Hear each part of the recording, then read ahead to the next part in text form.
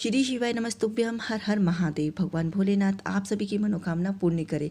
आज अष्टमी तिथि और शुक्रवार का दिन है। माता लक्ष्मी का दिन है। माँ लक्ष्मी आप सभी पर अपनी कृपा बनाए रखे, इसके लिए आज आपको कौन सा ऐसा उपाय करना चाहिए जिससे आपकी मनोकामना पूर्ण है।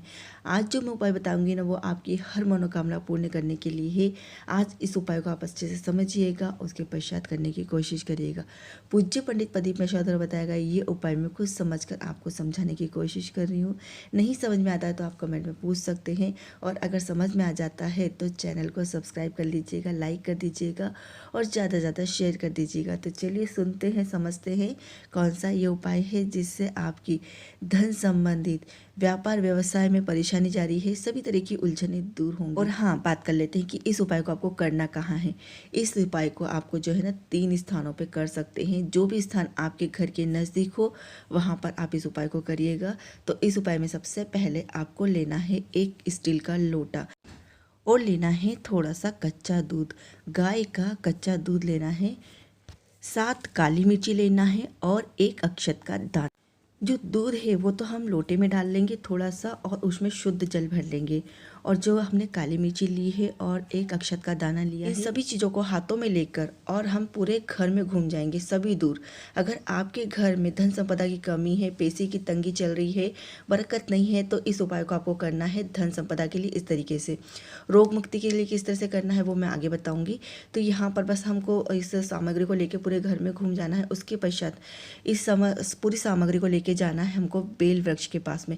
अगर आपके घर के समीप कोई मंदिर नहीं है तो आपको इस उपाय को बेल वृक्ष के पास जाकर इस उपाय को करना है। तो बस बेल वृक्ष के पास जाकर आप वहाँ पर जो लोटा और अक्षत और जो काली मिर्ची लेके गए हैं उसको हाथ में लेके 3 परिक्रमा बेल वृक्ष की कर लीजिए। उसके पश्चात पूर्व दिशा में मुख करके आपको ये जल वहाँ पर समर्पित करना है बेल वृक्ष के जड़ में, और जो अक्षत और काली मिर्ची लेके गए वो भी वहाँ पर समर्पित करना है अपनी मनोकामना बोलते हुए। इस तरह से इस उपाय को करना है। भगवान से प्रार्थना करिए, उसके पश्चात घर आ जाइए।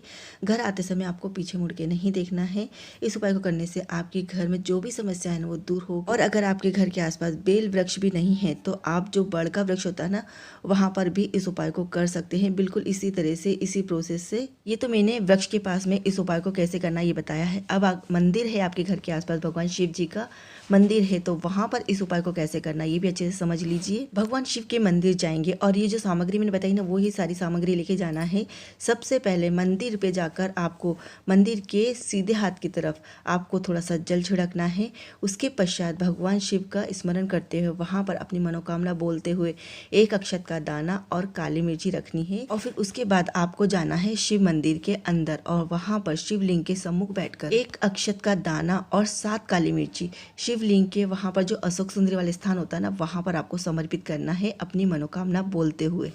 देखिए, आपने 1 अक्षत का दाना और 7 काली मिर्ची तो मुख्य द्वार पर समर्पित कर दी थी, और आपको एक और बार लेना है 1 अक्षत का दाना और 7 काली मिर्ची। इसको आपको अशोक सुंदरी वाले स्थान पर रखना है। 2 जगह यहाँ पर आपको इस काली मिर्ची और अक्षत के दाने को रखना है अपनी मनोकामना बोलते हुए। उसके पश्चात जो 1 लोटा जल दूध मिश्रित लेके गए हैं उसको आपको भगवान शिवलिंग पर समर्पित करना है, और थोड़ा सा जल आपको अशोक सुंदरी वाले स्थान पर समर्पित करना है। और जो जल बह के आ रहा है अशोक सुंदरी वाले स्थान से, वहाँ से आपको वो जल वापस से लोटे में ले लेना है, और उसके पश्चात वहाँ पर बैठ जाना है। श्री शिवाय नमस्तुभ्य मंत्र का उच्चारण करना है 11 बार, 21 बार, जितनी बार भी आपसे हो सके, और अपनी मनोकामना बोलना है। जो भी दिक्कत है, जो भी परेशानी है, उसको दूर करने के लिए भगवान से प्रार्थना करनी है। उसके पश्चात जो लोटे में आप जल लिए थे उसको लेके आ जाइए घर पर, और घर पे आने के पश्चात इस लोटे में जो जल है उसको आप पूरे घर में छिड़क दीजिए। इस तरीके से आपको इस उपाय को करना है।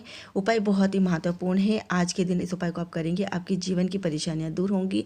उपाय समझ में आ गया है तो कमेंट में श्री शिवाय नमस्तुभ्यम अवश्य लिख दीजिएगा। फिर मिलती हूँ, तब तक के लिए राधे राधे। श्री शिवाय नमस्तुभ्यम।